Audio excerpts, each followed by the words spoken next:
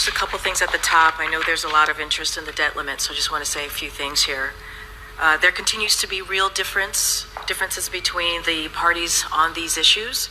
We've been clear about what the president's priorities are and his belief that we should come together to continue the economic progress we've made and invest in the future while also cutting wasteful spending and cutting the deficit. That's what the budget he released on March 9th, more than 2 months ago, that's what it does. It reduces the deficit by $3 trillion over 10 years by cutting wasteful spending on things like subsidies for big oil, which made $200 billion in profits just last year, while at the same time building on the progress we've made, reassuring American jobs, cutting costs for Americans, and investing in our future.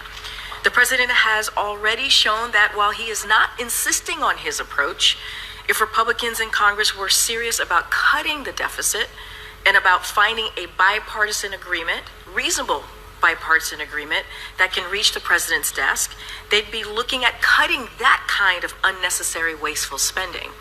So look, there's no question we have serious differences, and this is going to continue to be a difficult conversation. That's not lost on us. But the president's team is going to continue to work hard towards a reasonable bipartisan solution that can pass the House and the Senate, because we need Republican and Democrats on this budget negotiation, moving that forward in the House and in the Senate. The stakes could not be higher. A default would plunge our economy into recession. Economists estimate that millions of Americans could lose their jobs. Hardworking families could lose their retirement savings. So our team will stay at it. We will stay focused, and we hope that Speaker McCarthy's team will negotiate in good faith as well. All right, Shalom. First and foremost, I want to give all praise, honor, and glory to Yahawah, Bahashem, YAHAWASHI, Bahashem Rakakwadash. Double honors to the apostles and the elders of great Millstone. Peace and salutations to the elect. Something real quick in the spirit. This is just a land back of a video that I did yesterday called The Collapse Will Soon Come.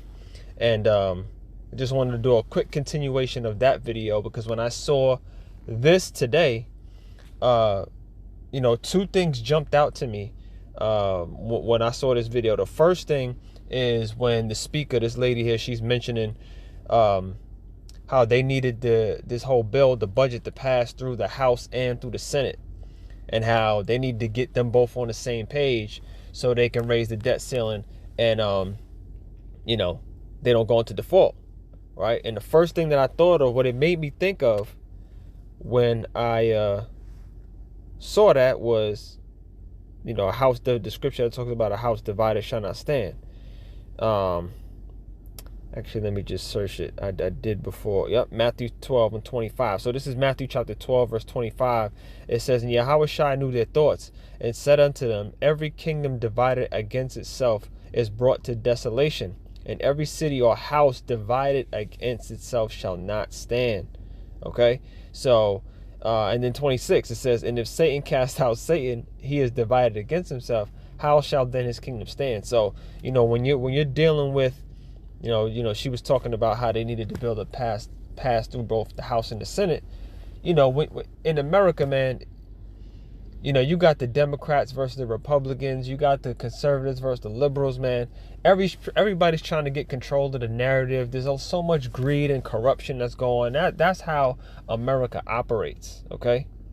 And this house will fall because of that. All right, so that's the kind of the first thing that stuck out to me when she mentioned this. The second thing that stuck out was the obvious, right? If this bill, or if the debt ceiling isn't raised, that means, it goes into default. And like she mentioned, there's a lot of people who won't get their Social Security benefits.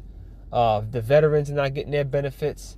There's a lot of people that will lose their jobs. Like millions of people will lose their jobs and lose their ability to survive, right? She mentioned recession. She said our economy will go into a recession, which I believe would actually go into a depression, because at some point this thing is going to collapse, man. And that's what the scriptures talk about, man. The collapse, the absolute collapse of America, Babylon the Great. Okay, and when she mentioned that, I thought of Second Ezra chapter 15, because once this place goes once this economy collapses, not only will we go into a recession, but we'll go into a depression. We'll hit hyperinflation, where it will be just damn near impossible to buy, just regular groceries. You know what I mean? It says, 2 Ezra 15:19, a man shall have no pity upon his neighbor, but shall destroy their houses with the sword, and spoil their goods because of the lack of bread and for great tribulation. Okay? So at some point, when all hell breaks loose, because this economy crashes, okay, because the dollar is shit, okay, once this place hits rock bottom, then we're going to see 2 Ezra 15 and 16 and various other scriptures come to life. All right, and we're as close as the end as we've ever been. All right, so again, just something quick in the spirit. I just wanted to do a land back because I saw this video today and it made me think of the video I did yesterday. So, again, something quick in the spirit. I hope you're edified, giving all praise, honor, and glory to Yahawah, by Hashem, YAHAWASHI, by Hashem, Rakakwadash.